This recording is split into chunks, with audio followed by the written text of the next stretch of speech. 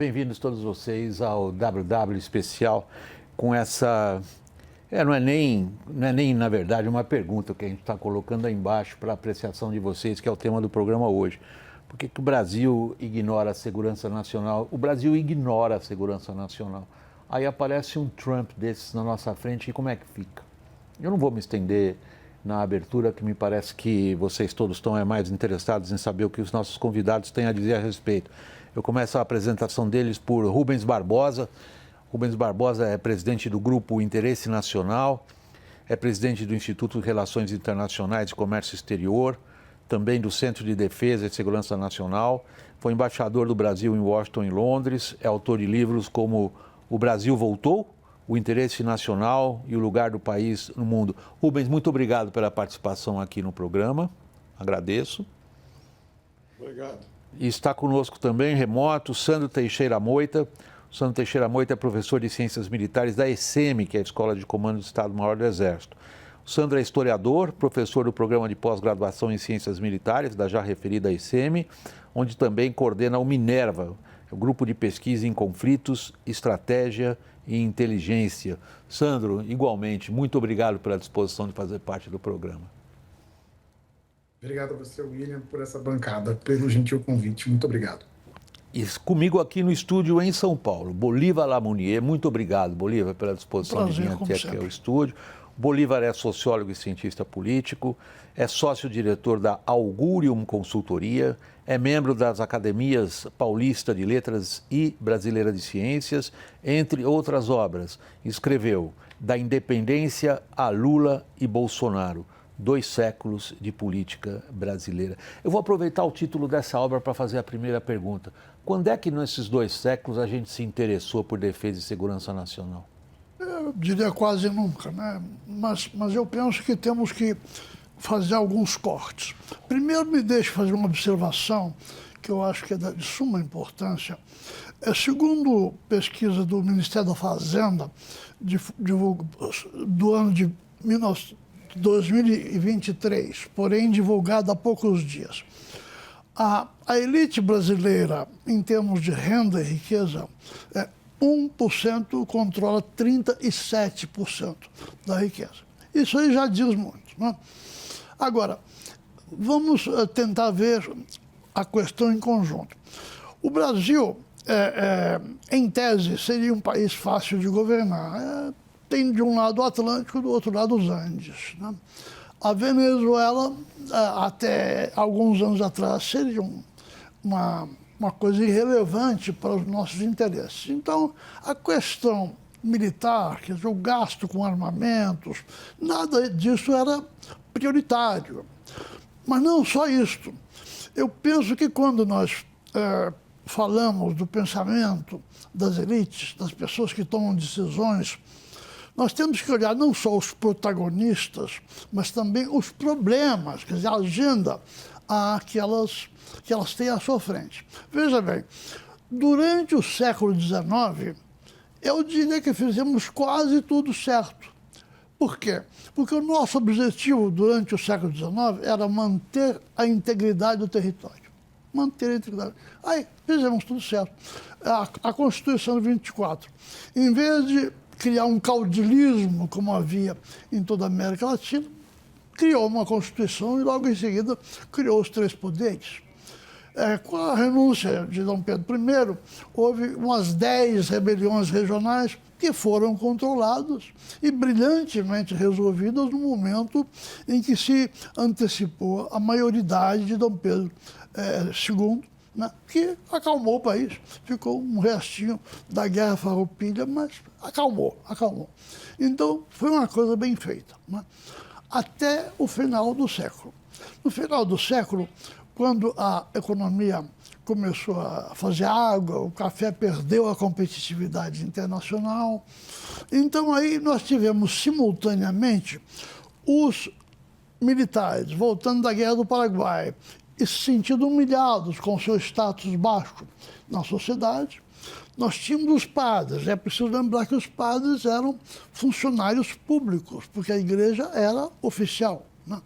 E, finalmente, a campanha abolicionista.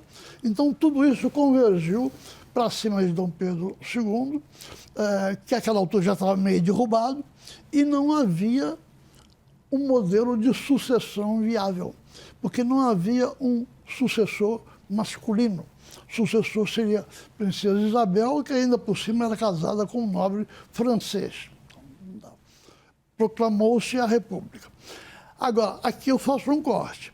Daí para frente, as coisas realmente desandaram, né, no plano interno. Né?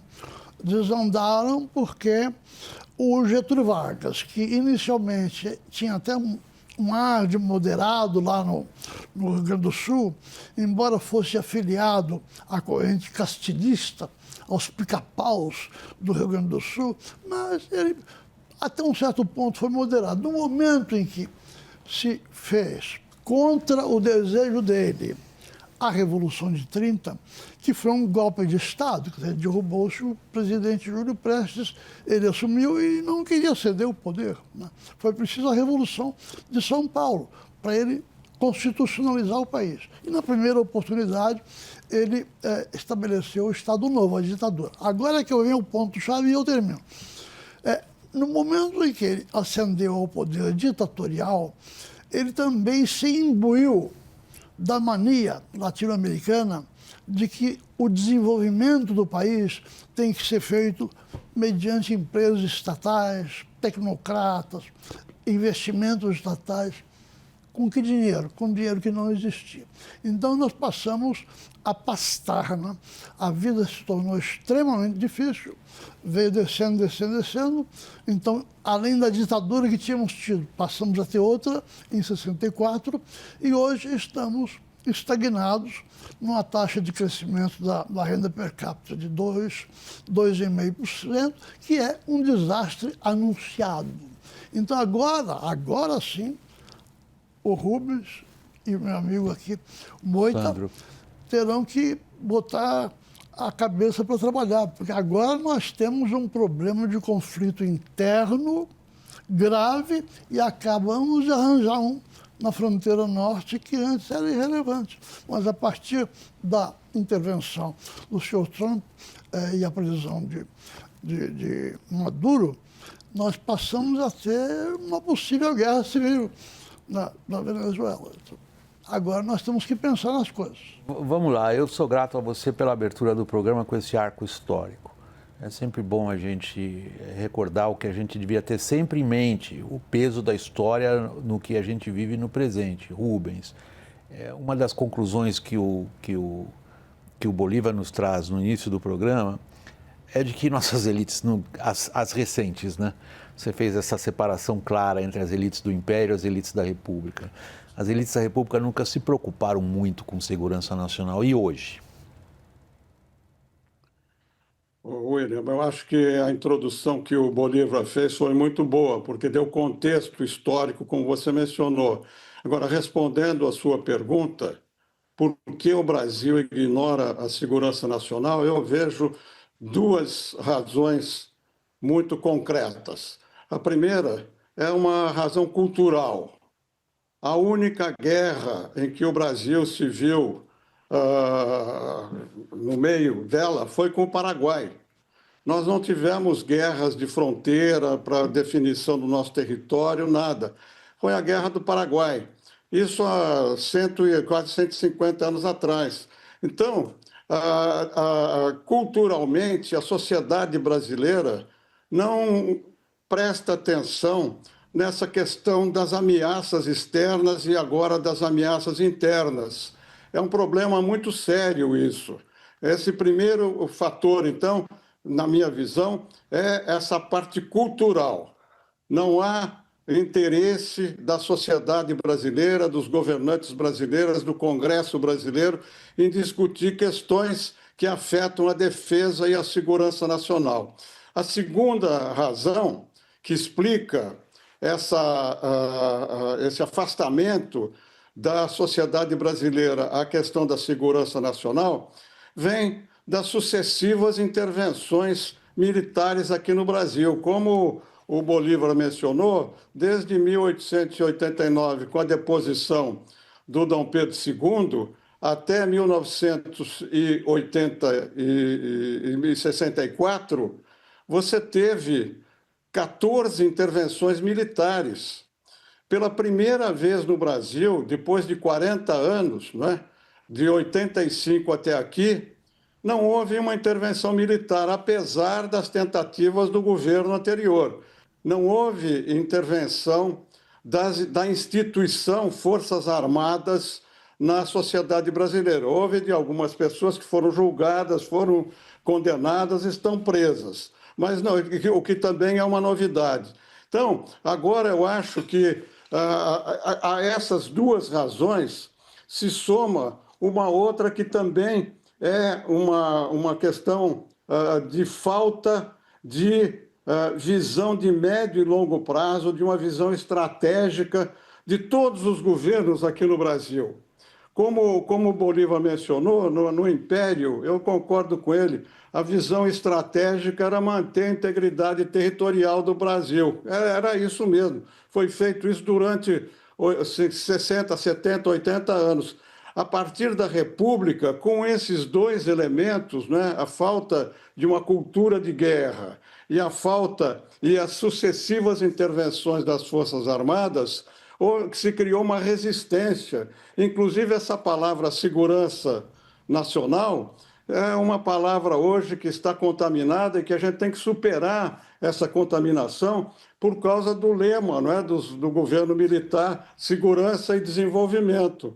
Então, nós temos esse passado que impede que a gente veja essa questão como importante para o Brasil. Além disso, como eu falei, essa falta, que eu acho que hoje é a principal razão, é a falta de uma visão estratégica para definir o lugar do Brasil no mundo. Todos os países têm isso, nós vamos poder conversar mais na frente. A estratégia de segurança nacional americana está sendo colocada em prática hoje em tudo que está acontecendo no mundo. Nós não temos esse documento, não temos, nem cogitamos de fazer esse documento, porque a estratégia de segurança nacional e a política de defesa nacional, que são os dois documentos que existem hoje no governo brasileiro, se tornaram, na minha leitura, eu li todos esses documentos, se tornaram, na minha leitura, documentos setoriais.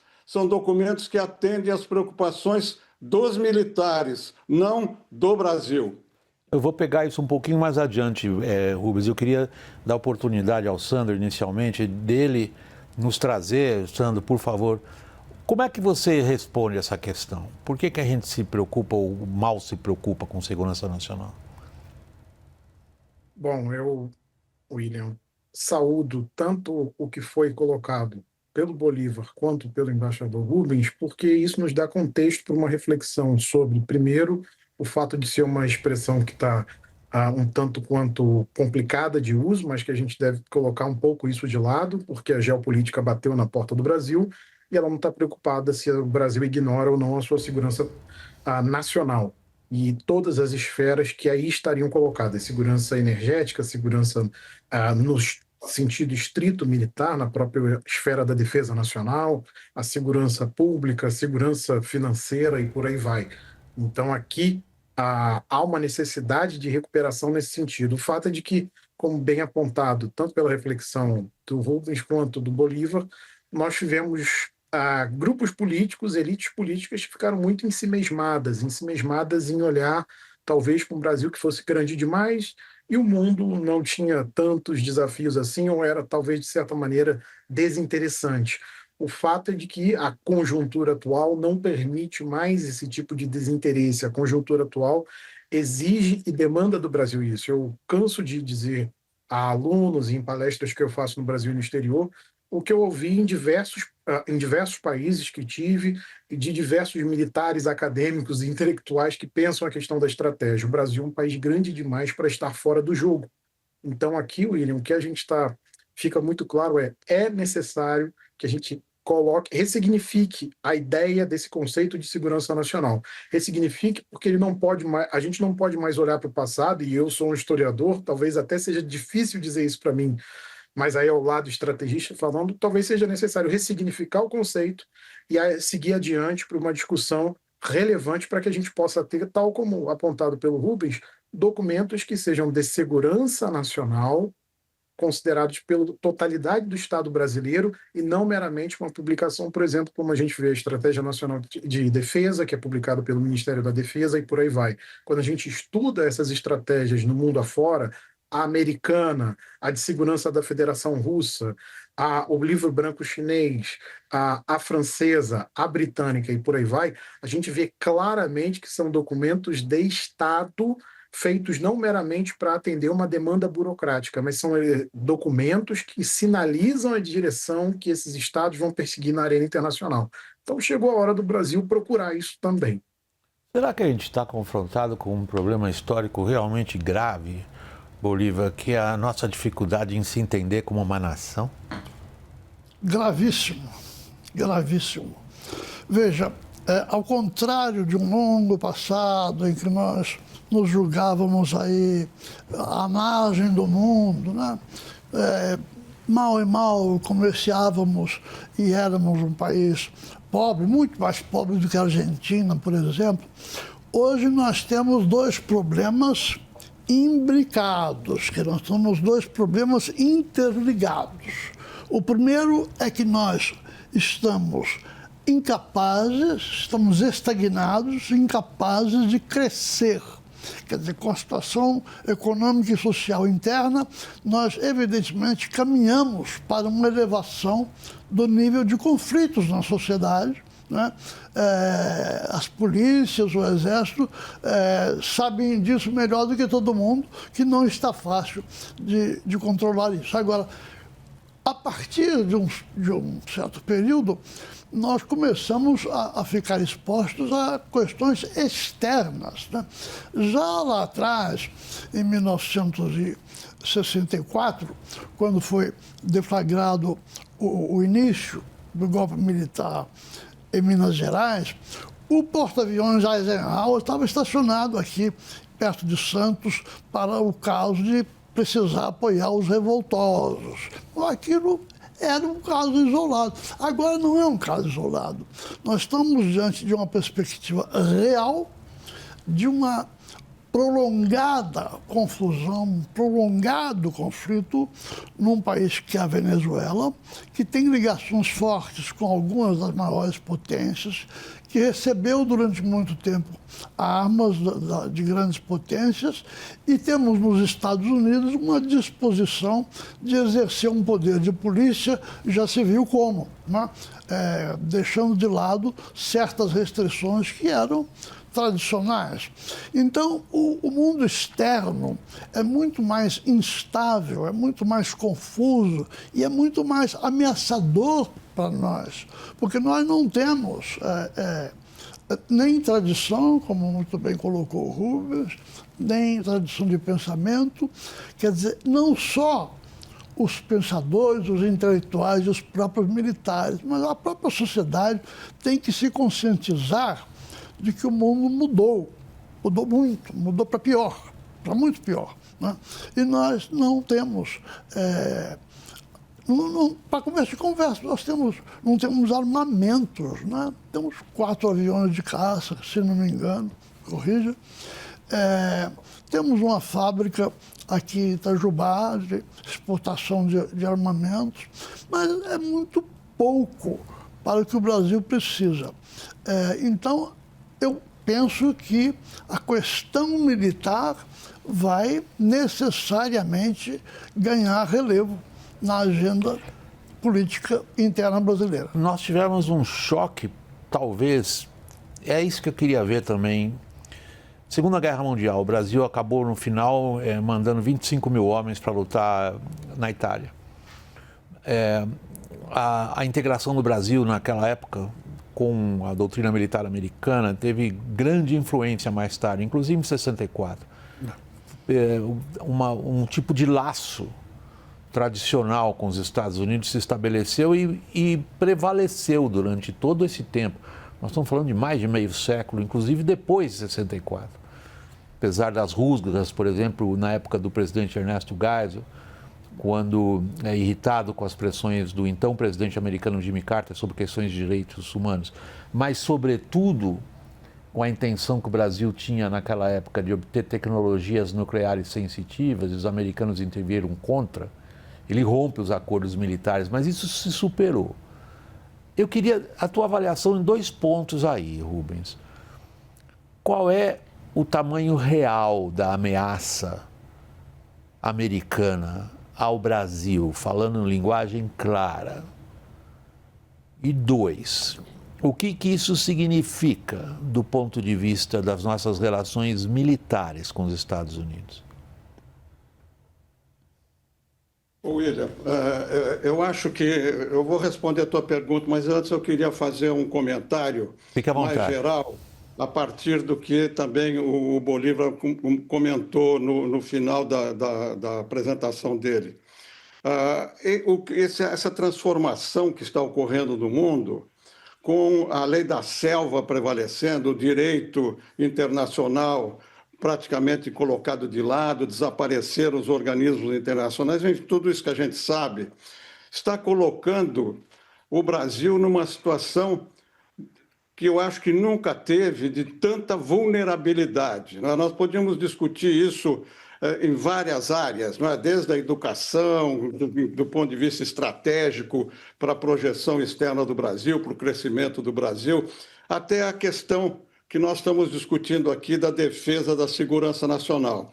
Isso que você mencionou sobre a participação do Brasil na guerra gerou uma dependência das Forças Armadas brasileiras dos armamentos de segunda mão dos Estados Unidos. Nós não implementamos aqui uma base industrial de defesa nacional. Nós compramos armamentos, recebemos armamentos de segunda mão. Essa aqui é a realidade. Então, você tem... Qual é a ameaça que você menciona real do Brasil? A primeira é essa. Se o Brasil não tomar cuidado, não ser cuidadoso nas declarações, nas coisas que nós estamos fazendo, com o presidente Trump do jeito que está, você pode ter um momento em que eles suspendam as vendas de armas para o Brasil. É uma grande vulnerabilidade. Então, você tem, na base da inteligência, também falando da parte de segurança, uma outra grande vulnerabilidade. Você não tem inteligência mais, essa crise com a BIM, que agora é da Casa Civil, não é autônoma e é confundida com a ação da Polícia Federal no exterior, é outra vulnerabilidade. Então, você está tendo, de imediato, uma questão vulnerável que pode afetar você de várias maneiras. Eu não vejo uma ameaça imediata americana em relação ao Brasil. Você tem o problema das tarifas, né? E você veja, isso é importante. Você tem há mais de mês que o Brasil pediu para que fosse feita uma negociação tarifária e até hoje não foi marcada a data. E agora, hoje, você teve notícias, nessa semana, você teve notícias de que o Congresso americano vai aprovar uma medida restritiva que vai afetar diretamente o Brasil na compra de petróleo da Rússia. Então, você tem na área de defesa uma série de vulnerabilidades que podem se transformar em ameaças, sem falar nas riquezas, né, minerais que o Brasil tem, na biodiversidade, até na água da Amazônia. Isso pode virar interesse externo daqui 10, 15, 20 anos. Nós temos que pensar de outra maneira. Essas ameaças que a gente vê hoje, elas podem se transformar na evolução tecnológica, na evolução das restrições que existem no mundo, como problemas muito grandes para o Brasil. Porque o Brasil, com 210 milhões de habitantes, com território continental, com essa fronteira marítima estratégica, com o petróleo, você não tem meios hoje de se defender, porque você está com uma vulnerabilidade e acrescentando mais um elemento ao que o Bolívar mencionou. Hoje, se você quiser aumentar, né, os gastos militares, esse ano de 2026, um ano eleitoral, não vai arranjar dinheiro para fazer isso, porque as prioridades políticas internas são outras, entendeu? Então, já foi dado um extra para as Forças Armadas, 30 bilhões aí em 5 anos, que é insuficiente para desenvolver os programas estratégicos. Nós temos programas estratégicos que estão atrasados 10, 15 anos. Então, há muitas ameaças que podem aparecer. Nós estamos vendo aí a questão da Groenlândia, né, com o Trump. Quer dizer, você pode ter, de uma hora para outra, o interesse americano em certa região aqui no Brasil, porque no passado já trabalharam com o Brasil. Enfim, você pode ter coisas que você não está pensando hoje e que nós não temos condição de responder. Rubens, deixa eu fazer o seguinte, eu queria colocar o Sandro nesse capítulo no qual nós estamos agora, que é a radiografia da nossa vulnerabilidade. Mas eu preciso chamar o intervalo, Sandro, para não interromper seu raciocínio, e eu sei que o tema desse programa que nós estamos fazendo hoje exige que as pessoas tenham mais tempo mesmo para desenvolver ideias. Então, Sandro, eu volto daqui um instantinho contigo com essa missão. Nos dá uma ideia, o que você está dizendo para os seus alunos na Escola de Comando do Estado-Maior do Exército sobre vulnerabilidade do país? É um instantinho o intervalo, pessoal. Até já.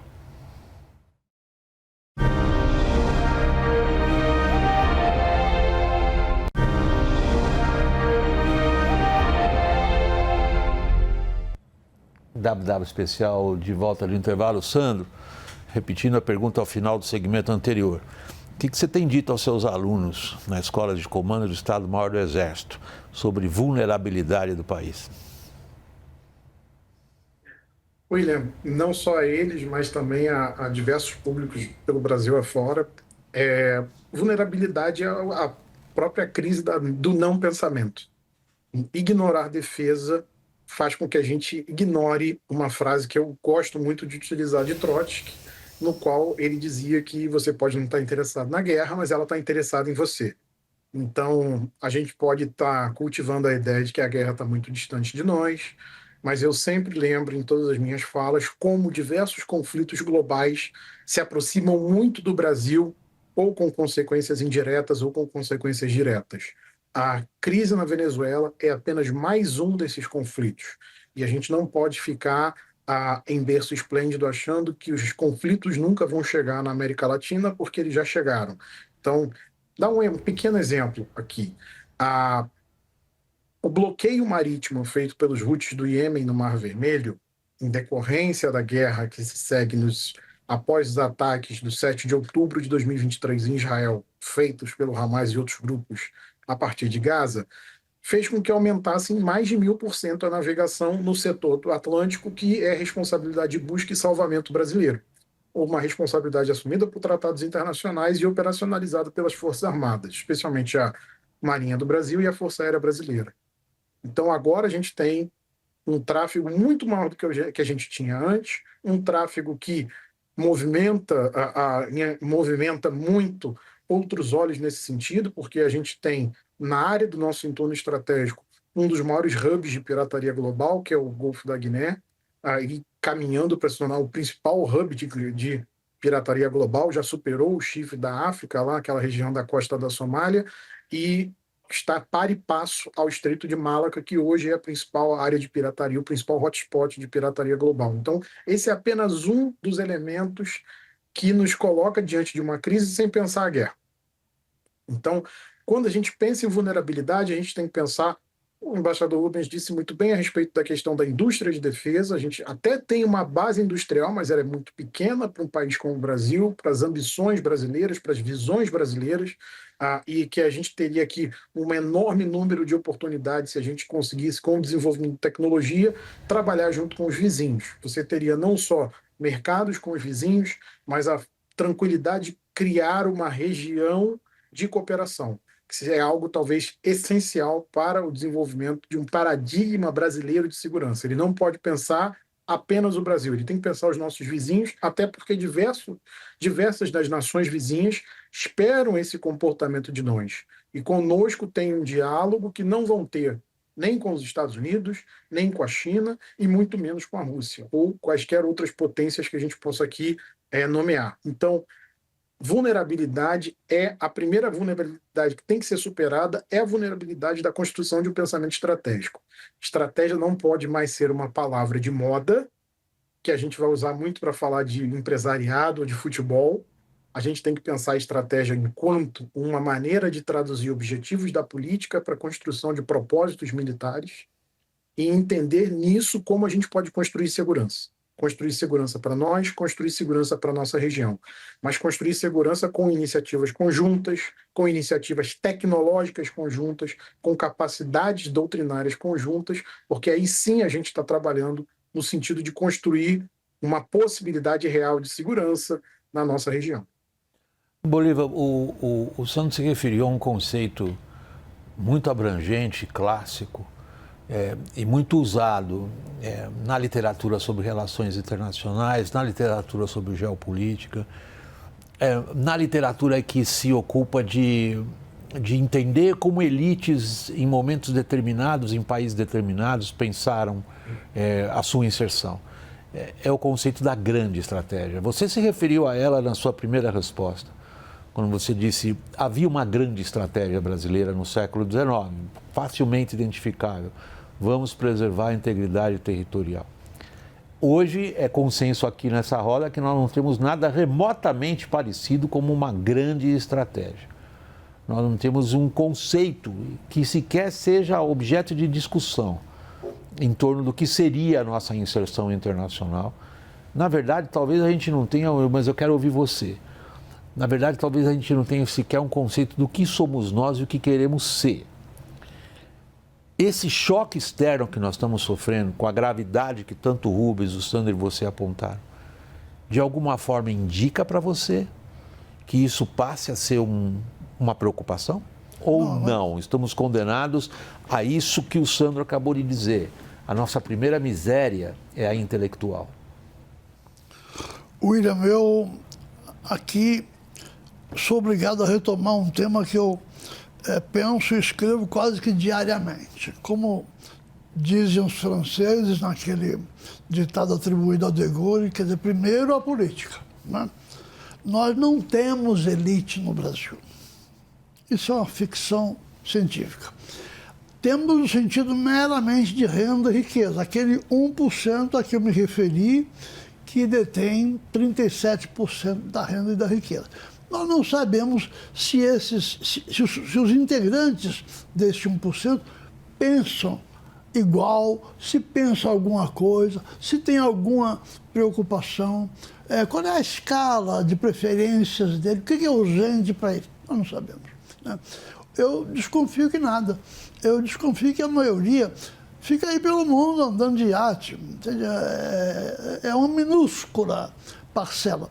Isso é reflexo do fato de que fomos colonizados por Portugal, que era um país que tinha uma população deste tamaninho. A única maneira que conseguiu para fazer isso foi distribuir as sesmarias por sesmeiro, gigantescas porções de terra. O sesmeiro era, ao mesmo tempo, o beneficiário de um privilégio e uma forma de ocupar o território e de defendê-lo com os meios de que possuía. Hoje nós não temos nada. Veja, se você olha para o Congresso Nacional, eu me cansei já de falar mal do Congresso Nacional, mas o que nós vemos hoje em dia não tem paralelo em nossa história. Não tem paralelo.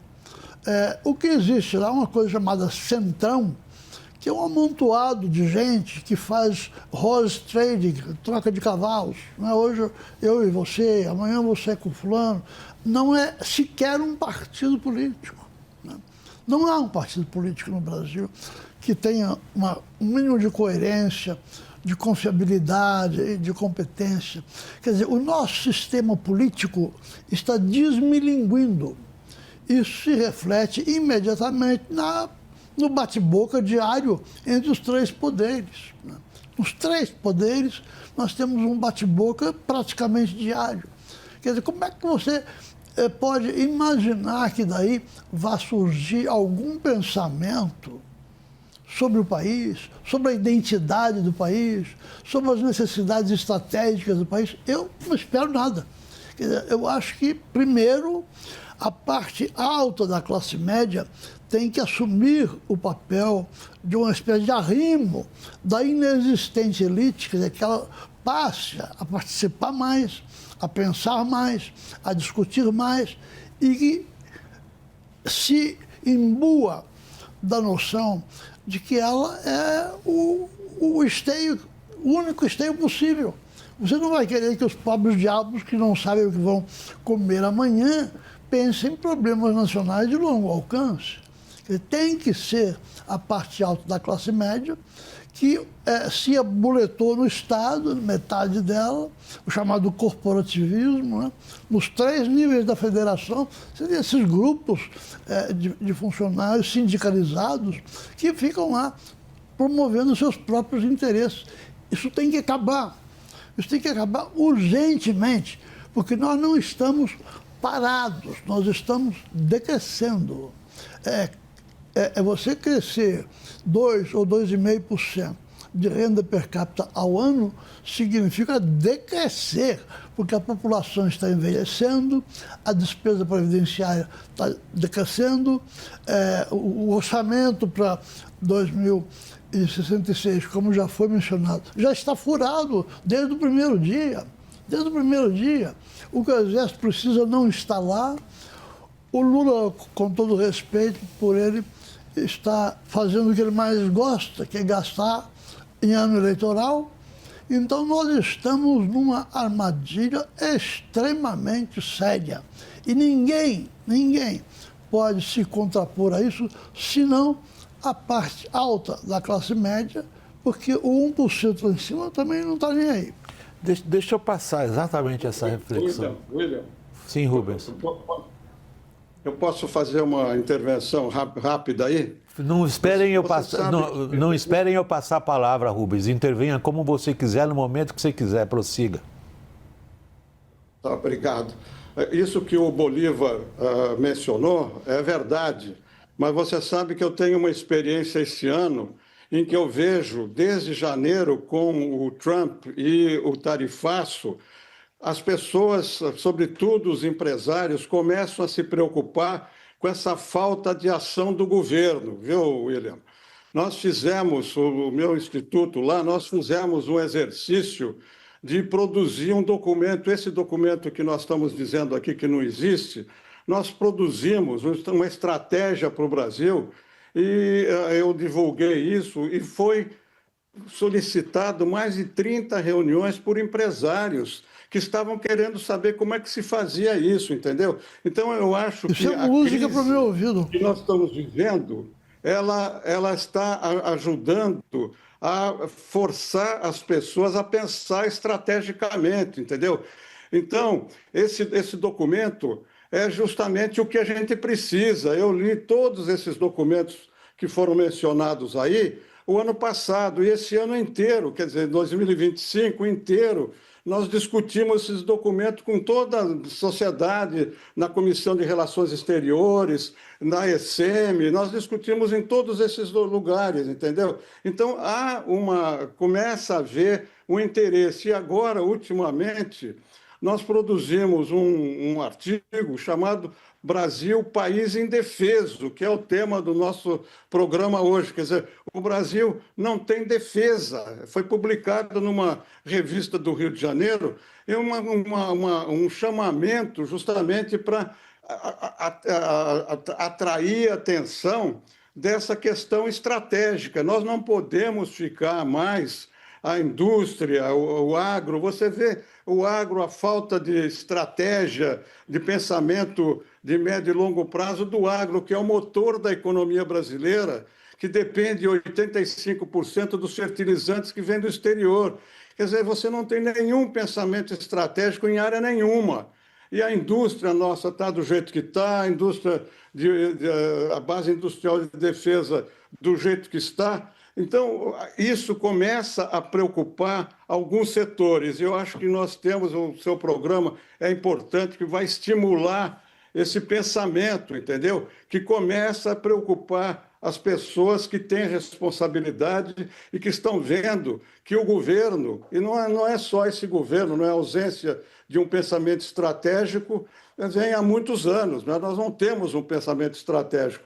E isso vai começar a ser agora, por causa da Venezuela, por causa dessas coisas todas que estão acontecendo, a quebra do sistema jurídico internacional, tudo que está acontecendo vai forçar as pessoas, que eu concordo com o Bolívar, que a gente não tem elite aqui no Brasil, mas você tem interesses que começam a ficar preocupados porque a ausência de elites, a ausência de governo, começa a prejudicá-los. Aí isso pode motivar uma ação importante nessa linha de um pensamento estratégico de médio e longo prazo.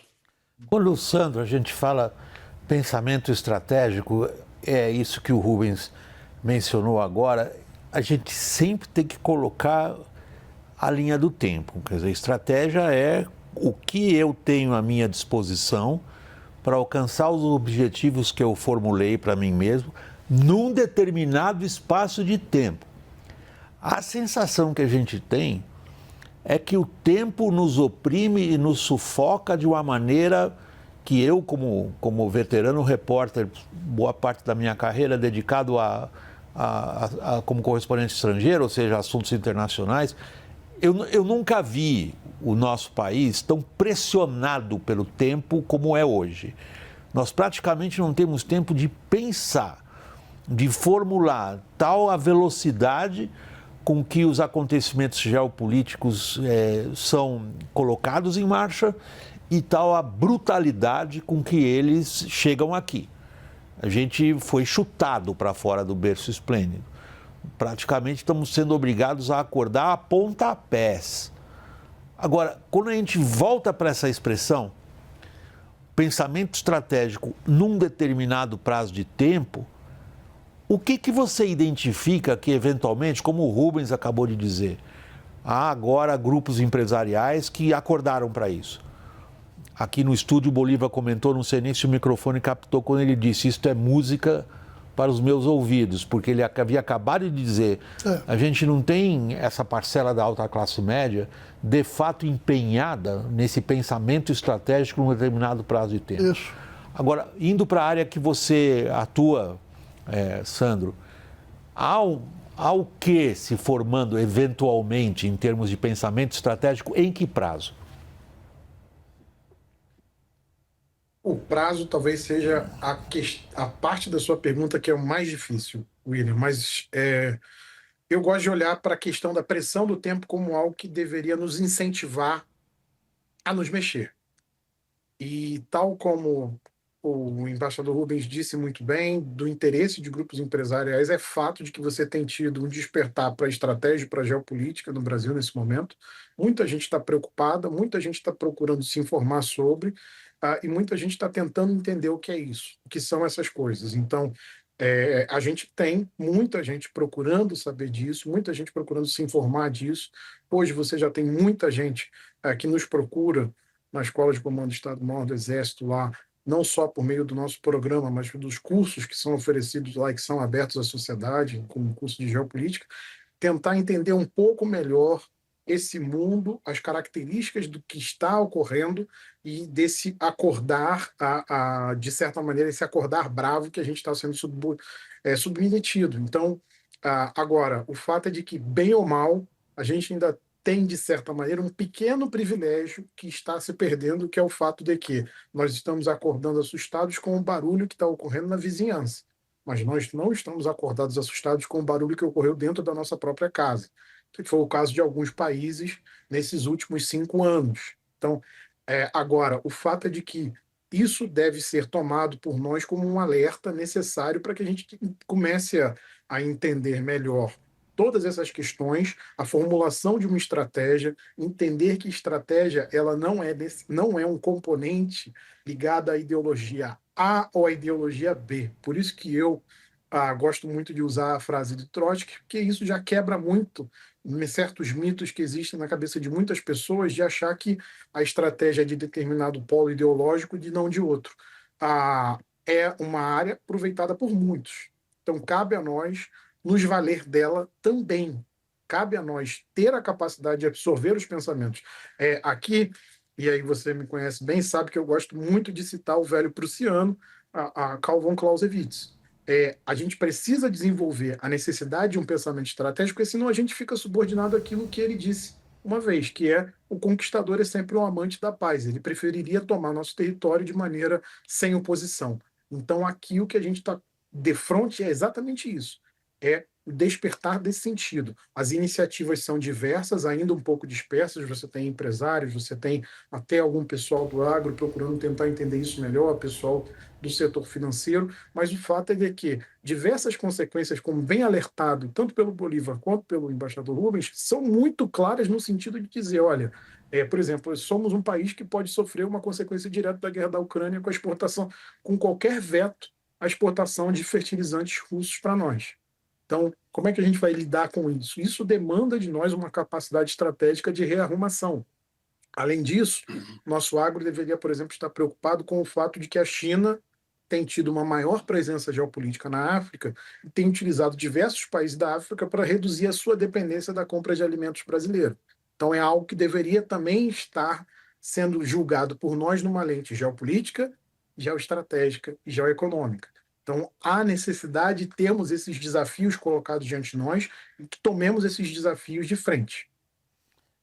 Me traz uma certa memória até afetiva da minha juventude, as menções que ele fez, tanto ao Clausewitz quanto a Lev Davidovich Bronstein, Leon Trotsky, que para os jornalistas da minha geração ainda foi um nome conhecido. Não sei se meus colegas mais novos se lembram sequer quem foi Trotsky, mas Trotsky sempre teve essa, digamos, aura em cima dos jornalistas, porque ele era um crítico literário que virou o fundador e comandante do Exército Vermelho. Essa ideia de que um jornalista que vive de criticar romances se transforme num grande comandante militar, como Trotsky foi, não importa se a gente gosta ou não da Revolução Bolchevista, tinha uma aura intelectual, mas isso são tempos passados. Quanto ao que você diz de Clausewitz, Sandro, é uma leitura obrigatória praticamente hoje, em todos os círculos que se preocupam em entender a ligação entre política e ações militares. Há uma dúvida se o Trump entende essa ligação. Eu queria chamar o intervalo, Bolívar, e trazer você a esse campo das ideias.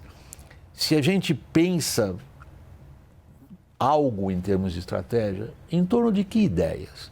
Eu vou chamar o intervalo e lhe passo a palavra. É rápido, pessoal, até já.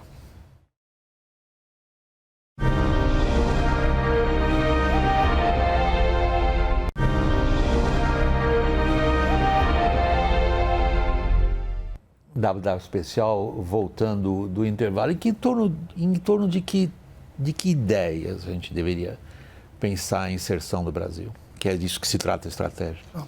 William, eu reforçaria a sugestão que você mesmo fez. A questão fundamental para nós pensarmos o nosso futuro é a do tempo. É de em quanto tempo nós estamos falando. Então, não só os letrados, mas a grande parte da sociedade precisa tomar consciência da questão do tempo. Vou dar um exemplo. A nossa renda anual per capita é inferior, veja bem, inferior à do Mississippi, que é o país mais pobre da Federação Americana. Inferior, bastante inferior. Nós estamos estagnados naquele número maldito dos 2,5%. Estamos tentando crescer 2,5% ao ano nossa renda per capita. Bom, veja bem, vamos supor que a nossa renda per capita hoje seja $8.000. Para dobrar este número, chegar a 16 e continuar pífio, continuar medíocre, nós vamos levar 28 anos. 28 anos. Alguém vê por aí alguma estratégia de crescimento, de promoção do bem-estar, de redução de desigualdades, de melhoria do sistema de ensino, de melhoria da tecnologia, quer dizer, crescimento econômico? Alguém está vendo alguma perspectiva? Eu não estou. Né? Faz tempo que eu não vejo. E não vejo pela frente. Aí então é que eu volto ao meu ponto. Né? Nós temos que ligar a questão do tempo. No momento, nós estamos falando de quase 30 anos. Nós estamos forçados a pensar em 30 anos, porque os números são esses. Nós temos que reduzir drasticamente isso, crescendo a uma taxa mais alta, né? Desenvolvendo essas questões cruciais que eu mencionei. Como é que pode um país que precisa de uma estratégia, precisa crescer, precisa se defender melhor, se não temos tecnologia? Veja a indústria brasileira. Né? Se você, o número do IBGE vem misturado com uma série de coisas, mas se você tomar a indústria manufatureira, a parcela dela no PIB hoje é 11%. Já foi mais de 20%. Quer dizer, caiu muito. Né? Nós não estamos produzindo nada em termos de manufatura, quase nada. Como é que nós vamos sobreviver desse jeito? É importante lembrar também que às vezes a gente tenta olhar o longo prazo e comete erros monumentais. Né? O nosso ídolo, para mim vai ser sempre um ídolo, Celso Furtado, desprezava a agricultura. Ele dizia que ou você se industrializa a toque de caixa ou você vai para o buraco, porque a agricultura brasileira demoraria séculos para poder alimentar a população. Aconteceu justamente o contrário. Né? E virou agroindústria. Virou agroindústria. Né? Então, o que nós temos hoje de importante é a exportação de minérios e da agroindústria. Soja, carne, etc. Né? O que não está funcionando de jeito nenhum é, evidentemente, a indústria, porque nós não temos tecnologia. Nós temos dificuldade de importar tecnologia. O Rubens mencionou, se o Trump de repente quiser dificultar o nosso acesso à tecnologia e a outras coisas no gênero de que precisamos, nós vamos ter dificuldades. Então, ou a nossa classe política melhora de qualidade, com a entrada numerosa de pessoas que têm mais do que 2 neurônios nas instituições, todas elas. Eu falei do Congresso, mas o Judiciário é um escândalo. Né? É um escândalo inacreditável. Você tem, se olha lá no estado de Minas, por exemplo, você tem, se não me engano, 1.000 juízes ganhando mais do que o salário máximo do país. Ou seja, ou nós reformamos isso urgentemente, reformar a política, focalizar no crescimento, na tecnologia, tudo isso, nós estamos fritos. Veja o que está acontecendo nos Correios. Os Correios vão acabar sendo vendidos. Você se lembra da Alemanha Oriental, que vendeu milhares de empresas por um marco, porque não podia dar de presente, então vendia por um marco. Né? O Correio vai acabar sendo vendido por um marco, porque nós não temos cabeça. Nós insistimos em manter uma coisa totalmente inviabilizada lá no Estado, empregando um monte de gente. Ou nós enxergamos que temos que dar um salto, pegar no tranco, nós temos que pegar no tranco, num prazo relativamente curto, menos do que 30 anos, ou não vamos ter saída. A nossa vulnerabilidade, que o Rubens e o Sandro tão bem enfatizaram, vai crescer exponencialmente. Isso é óbvio. Isso para mim é óbvio. Agora, eu repito, primeiro a política. Aquele 1% lá em cima, nem sei por onde anda. Se formos julgar pelo Congresso atual, no tempo da Constituinte, você facilmente se lembraria de 20 grandes nomes. Do Delfim, do Roberto Campos, ao Mário Covas e ao Fernando Henrique. Era apelidado naquela época esse grupo de bancada da governabilidade. Hoje, se você chegar a 5, eu te dou parabéns, porque eu tenho dificuldade. Deixa eu ver esse ponto que você ressaltou por último com o Rubens. Rubens, é claro que uma das...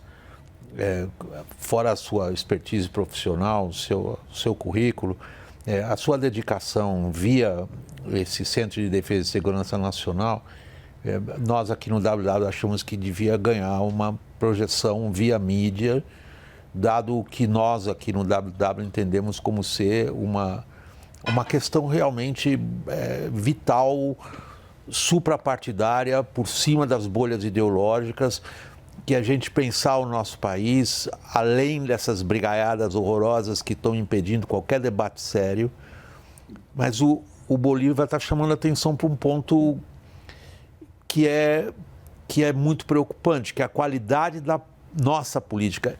A sua referência a De Gaulle, antes de tudo, é a política, sim, não, é a política com P maiúsculo, não é a que a gente vê acontecer no Brasil. Você está dedicado a fazer política nesse sentido, Rubens. Você está num projeto político, por definição clássica de projeto político, que é chamar a atenção de elites pensantes, portanto, elites políticas também, para essas questões de vulnerabilidade, pensamento estratégico, o país indefeso. O que você está sentindo da política? William, eu acho que você enfatizou essa questão do tempo, não é? Eu acho que o tempo agora é a eleição do ano que vem, desse ano, de outubro desse ano. Nós temos uma oportunidade para esses temas passarem a ser discutidos seriamente, entendeu? Pelos candidatos, quem for candidato. Tem que apresentar programas, tem que apresentar planos, porque você não vai fazer a construção de uma estratégia da noite para o dia. Isso tem que ser discutido dentro do governo, junto com a sociedade. Tem toda um roteiro a ser cumprido. O nosso instituto, lá, o Centro de Defesa e Segurança Nacional, procura fazer isso. Nós temos muitas discussões, discutimos muito a Estratégia Nacional de Segurança, a Política Nacional de Defesa. Nós discutimos esses problemas todos para motivar a opinião pública, mas, como eu disse, nós temos que enfrentar esse problema cultural. Não há interesse da sociedade. Como eu disse, agora começa a haver algum interesse por parte dos empresários que estão afetados. Então, eu acho que na área da política, esse tema, e eu queria cumprimentá-lo por trazer mais uma vez esse tema à discussão aqui, tem que ser um tema que seja discutido sem parti pris, né? Sem nenhum preconceito. Nós não podemos vincular essa questão da segurança nacional, da defesa, a questões ideológicas, a questões partidárias. Isso está acima disso, isso tem que ser pensado como o Brasil. Eu gosto de dizer que a gente pensa em tudo aqui, mas ninguém pensa no Brasil. Você raramente vê alguma discussão aqui no Congresso, nos jornais, né, colocando o Brasil como um foco de atenção, ou de impacto negativo, ou de coisa positiva. Então, todo mundo pensa no seu interesse. Eu acho que essa questão política, eu acho que é muito importante. E eu acho que a sociedade brasileira, em outubro desse ano, teria que cobrar dos candidatos um programa de governo que inclua, não é, a questão da defesa, da segurança, da fronteira, dos projetos estratégicos do Brasil, não na área comercial, na área agrícola, mas na área da segurança, na área da defesa. Esse ano você tem também a questão da segurança interna, que nós não discutimos aqui, ficamos concentrados na questão da segurança nacional, um conceito mais amplo, mas a segurança, esse ano, na eleição, vai estar presente, como também, eu acho, vai estar presente a política externa. Nós não discutimos aqui a política externa, mas você vê tudo isso que está acontecendo no mundo reflete numa política externa. Nós não podemos ter uma política externa reativa. Você não pode pensar o Brasil isolado. Quando você pensa numa estratégia, o Brasil é metade do continente sul-americano. Nós temos que pensar o Brasil dentro desse contexto que a gente está vivendo. Porque se a coisa no internacional evoluir para zonas de influência, como é que nós vamos ficar aqui na América do Sul? O Brasil é metade de tudo que acontece aqui. Então, essa questão da discussão política, da defesa nacional e da política externa são duas novidades que eu acho que vão ter que comparecer. E eu acho que a mídia, como você mencionou, a discussão disso vindo da mídia vai ser muito importante, porque, como nós dissemos durante todo o programa, a gente não pode mais esconder, escamotear essa vulnerabilidade que o Brasil tem. Nós temos que pensar em termos integrados, com toda a política, com toda a economia, com toda a defesa, dentro dessa visão de médio e longo prazo do Brasil, não de um setor ou de um outro setor. E eu acho que a eleição é um momento apropriado para a sociedade civil cobrar dos candidatos essa posição. Tomara que seja, Rubens. Como velho repórter político que eu sou boa maneira dominado pelo ceticismo clássico de jornalista velho. Mas, tirando essa minha característica pessoal, espero que aconteça. Agora, Sandro, na minha carreira, cuidando desses assuntos, sobretudo de relações internacionais, o Brasil sempre teve dois polos importantes de treinamento, né, de quadros para política externa, que tinha um departamento de planejamento do Itamaraty que produziu alguns dos grandes colegas do Rubens, inclusive. Né, Rubens, passaram por um departamento de planejamento do Itamaraty com alto grau de capacitação profissional, que a burocracia estatal brasileira foi capaz de exibir em âmbitos como Receita, como Banco Central, por exemplo, áreas do Ministério da Fazenda. A gente tem uma expertise consolidada de funcionários públicos de boa formação. E nós tivemos isso nas academias militares.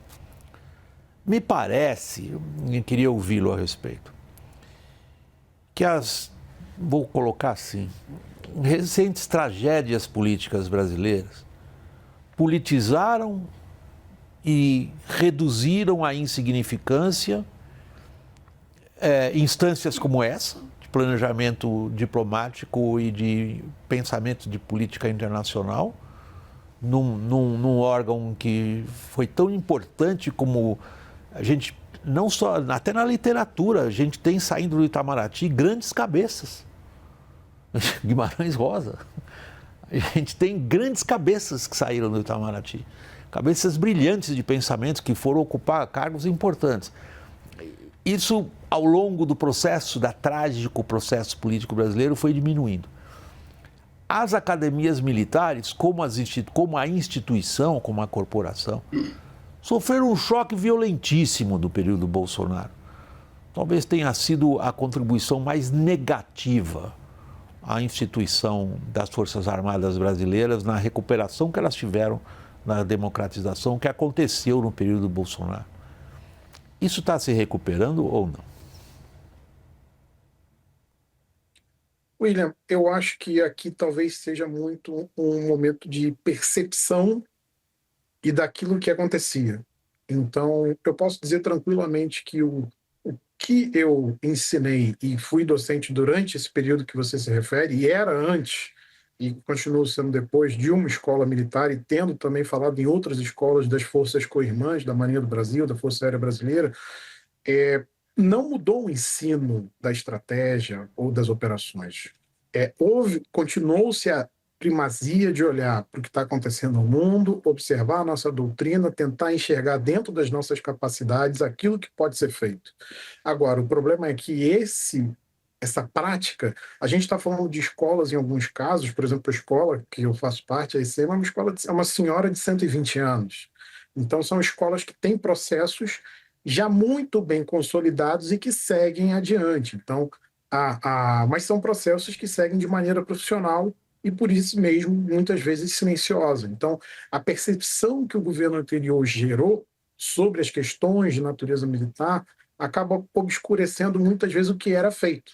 Então, de certa maneira, o que a gente vê é um pouco isso ainda hoje. Assim, ainda há uma percepção de como o choque foi muito grande no mundo político, sem dúvida, mas no campo do ensino da estratégia, eu posso dizer que continuou, tive meus alunos civis, meus alunos militares, sem problema algum, sendo formados, e o processo e tentando sair para a sociedade brasileira como efeitos multiplicadores do pensamento estratégico, sejam eles militares ou civis. Mas o fato é de que a prática profissional dessas escolas, e por muitas vezes silenciosa, acaba não correspondendo àquilo, à necessidade de pensar o país que elas têm, que elas promovem dentro das suas próprias forças e que muitas vezes as pessoas acabam não conhecendo por causa da questão um pouco daquilo que a gente viu no nosso processo histórico, das intervenções sucessivas no processo político, e aí a gente acaba vendo ainda certas barreiras. O fato de eu estar falando e estar ligado a uma instituição militar é um pouco vencer essa barreira, tal como é um debate muito bem lembrado e necessário pelo embaixador Rubens, de que a gente tem que pensar sem os devidos preconceitos, porque isso é uma coisa para o Brasil. E principalmente quando eu falo ao público civil, seja ele empresarial, seja ele de universidade de Brasil afora, eu falo, olha, estratégia é um assunto necessário para todos os brasileiros, porque a defesa do Brasil ela é de todos os brasileiros, ela não é pertencente aos brasileiros de uma banda A ou de uma banda B, de um partido A ou de um partido B. Ela é necessária aos 210 milhões de brasileiros. Então, aqui é tal. E defesa é essencialmente pensar a república no seu mais alto grau. Não porque na origem grega da ideia de cidadão, todo cidadão é um soldado, mas porque a defesa permite a defesa de toda a sociedade. E a defesa, inclusive, da própria questão do experimento democrático brasileiro. Então, aqui, William, o que eu posso dizer para você com muita tranquilidade, de maneira muito tranquila, é que, apesar de toda a cacofonia política do governo anterior, eu pude continuar falando de Clausewitz, eu pude falar até de Trotsky em diversas das escolas, porque o meu foco era a teoria da guerra e a teoria da estratégia. E esse pensamento foi consolidado, procurou-se entender, por exemplo, os desafios que vieram com a guerra na Ucrânia, os desafios que vêm de outros conflitos, como, por exemplo, as lições que vêm dos conflitos em Gaza, e mesmo até entender como as potências têm se valido da utilização da força nesse momento em que a gente está vendo, talvez, a expressão que foi utilizada pelo embaixador Rubens foi lei da selva, que tem sido muito utilizada por especialistas internacionais também, mas eu acho até que a gente está mais numa terra de lobos, porque parece que o apetite das potências não é nem de selva, é quase que como se o mundo fosse uma refeição para ser partida, um butim a ser dividido entre essas grandes potências. Então, para se dividir, não virar butim, eu acho que a gente tem que deixar muito claro essa necessidade do pensamento de defesa, essa necessidade do pensamento estratégico, e é o que eu tenho me dedicado aqui em todas as participações que a gente tem feito. Gente, eu sou obrigado a encerrar o programa, infelizmente. Eu tenho um bias em relação ao assunto que me interessa pessoalmente de forma arrebatadora. Eu podia continuar mais tempo, mas é a tal grade. A gente tem, claro, somos um... Enfim, o público me bate a beça nisso. Quando é que você vai acordar que existe a internet? Quem sabe, o Brasil foi acordado a pontapé, eu também estou sendo nesse sentido. Eu sou obrigado a encerrar esse programa. Eu digo de coração, infelizmente. Mas a gente volta a esse assunto, sem dúvida. A ideia um pouco dessa roda de conversa aqui no WW é dar oportunidade da gente aprofundar assuntos que a gente considera como nossa política editorial, nossa obrigação, trazer assuntos que a gente acha que são importantes para o conjunto do país. Eu queria começar meus agradecimentos por você, Rubens Barbosa, presidente do Grupo Interesse Nacional. Rubens, muito obrigado pela participação.